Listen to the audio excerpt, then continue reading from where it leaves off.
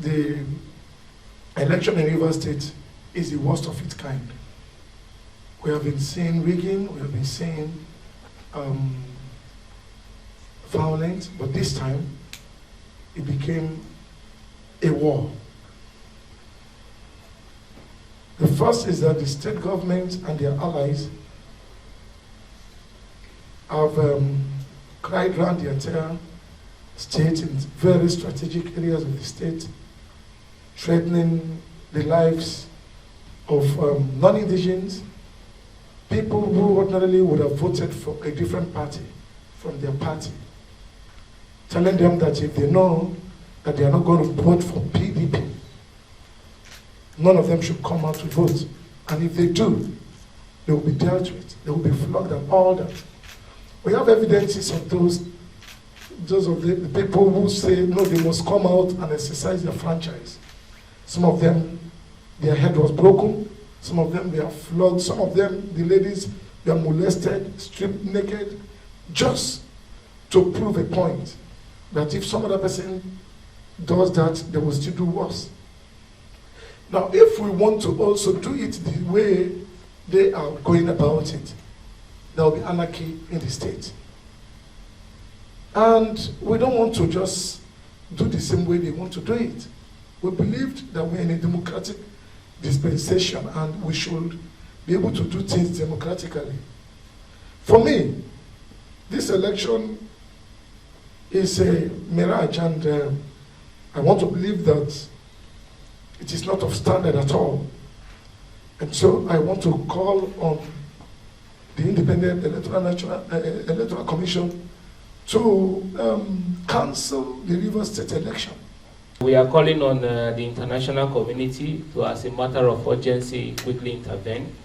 In particular, we are calling on the Department of Foreign Affairs, that's the State Department in the United States, to quickly intervene, and also the European Union and the Foreign and Commonwealth Development Office of the United Kingdom to, as a matter of urgency, apply visa sanctions on Chief Nyesom Wike, his wife, his children, and officials of the Rivers State government.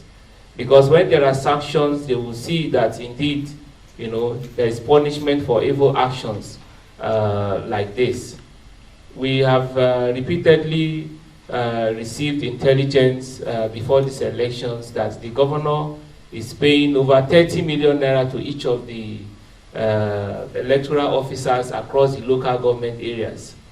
Initially, the election started very peacefully, and then later on, when they saw that the leader of the opposition, His Excellency Tonye Cole, was leading, they quickly deployed their thugs and other party members from the ruling party, that's the PDP, to unleash violence on our supporters and voters to intimidate them.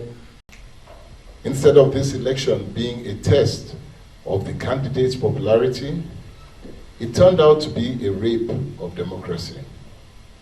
Law-abiding citizens were subject to flogging, verbal abuse, and threat to life for choosing to vote APC. People were told to vote for PDP and nothing else. This is not democracy and cannot be allowed to stand. Thanks to technology, the whole world saw what happened in our state. From live clips on TV to videos circulating on different social media platforms, the show of shame was evidently loud. As a party, we ensured our campaigns were people-focused, issue-based, and our strategy was without violence. I wish I could say the same for the PDP in Rivers State.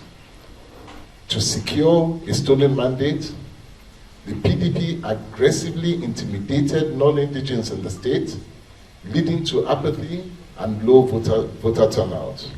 That the shameful act of hijack of materials and personnel was done with the active participation of some bad eggs in the Nigerian police force is beyond our understanding.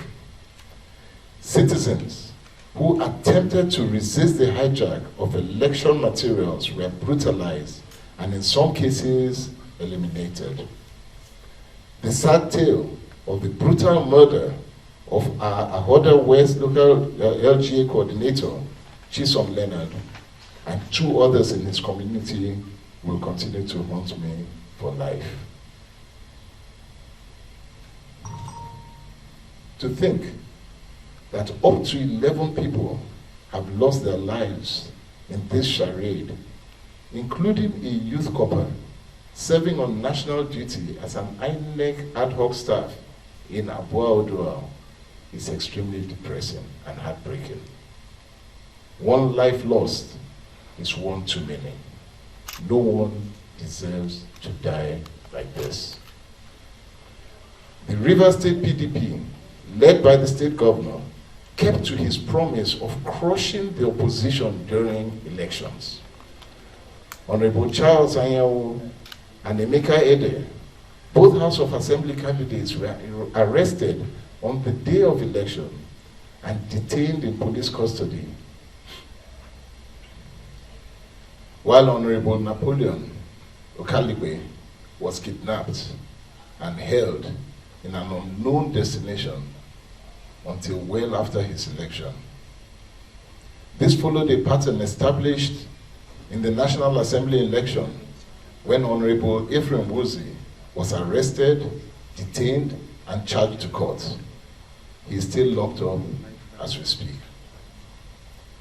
These are but a few of the many others likewise put on a wanted list by the governor and arrested.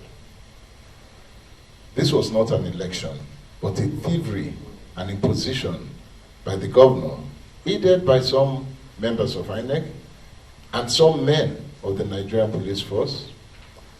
How very obviously mutilated result sheets can be accepted in wholesale volumes with figures at total variance with the unit results in the possession of our agents and the agents of other parties across all LGAs is very frightening. We are being rigged to lose an election that we won. It exposes the complicity of INEC collation officers and others expected to uphold the integrity of INEC to the grand plot of stealing the mandate of the people. Evildoers will not go unpunished. Finally, I call on all Rivers people to be patient and watch. This is not over.